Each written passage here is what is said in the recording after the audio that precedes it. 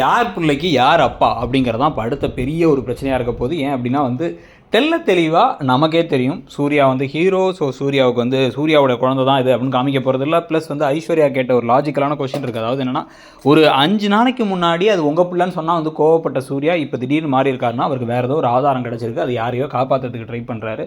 அவர் எந்த தப்பு செய்யலைங்கிறது அவர் மனசாட்சிக்கு தெரியும் அப்படிங்கிறத சொன்னதுக்கு பிறகு தான் இப்போ பார்த்தீங்க அப்படின்னா ஐஸ்வர்யாவும் ராஜலட்சுமியும் கூப்பிட்றாங்கன்னு மகா கிளம்பி வீட்டுக்கு போய் எல்லா ஆதாரங்களையும் எடுத்து பார்க்க போகிறாங்க. ஆதாரமாக இருக்கக்கூடிய பாசிபிலிட்டிஸில் ஒன்று, அந்த ஆசிரமத்துக்கே போயிட்டு அழகி ஆசிரமத்துக்கே போயிட்டு அங்கே விசாரித்து உண்மைகளை தெரிஞ்சுக்கிறது. யார் இந்த குழந்தையோட அம்மான்னு தெரிஞ்சுக்கிட்டு அந்த குழந்தையோட அம்மாவை வச்சு இவங்க அப்பா யாருங்கிறத தெரிஞ்சுக்கிறது. இல்லை அப்படின்னா விஜய்க்கு எப்படி இந்த உண்மைகள் தெரிய வரும்? அவர் ஏதாச்சும் டிஎன்ஏ டெஸ்ட் எடுத்து பார்த்தாரா? தனியாக தன்னோட வீட்டில் இருக்க ஆண்களோட டிஎன்ஏலாம் கொடுத்து ஏதாச்சும் ட்ரை பண்ணி பார்த்தாரா?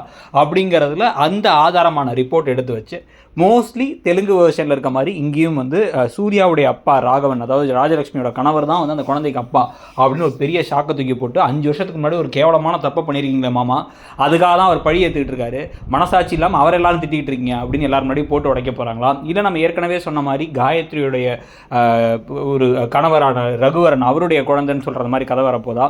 இல்லை விஜய் மாதிரி யாரையாச்சும் மாட்டி விட போகிறாங்களாங்கிறதையும் பொறுத்து இருந்து பார்க்க வேண்டியது இருக்குது. ஆனால் எப்படி பார்த்தாலும் மகாதான் அதை கண்டுபிடிச்சு போட்டு உடைக்கிறது சீக்கிரமாக நடந்தால் நல்லாயிருக்கும். ரொம்ப சீக்கிரம் வேணாம். ஏன்னா கதையில் அட்லீஸ்ட் இன்ட்ரெஸ்டிங்காக கொண்டு போய் இவங்களாம் கொண்டு போயிட்டு கரெக்டான இடத்துல முடிச்சா பார்க்குறதுக்கும் நல்லாயிருக்கும்னு தோணுது.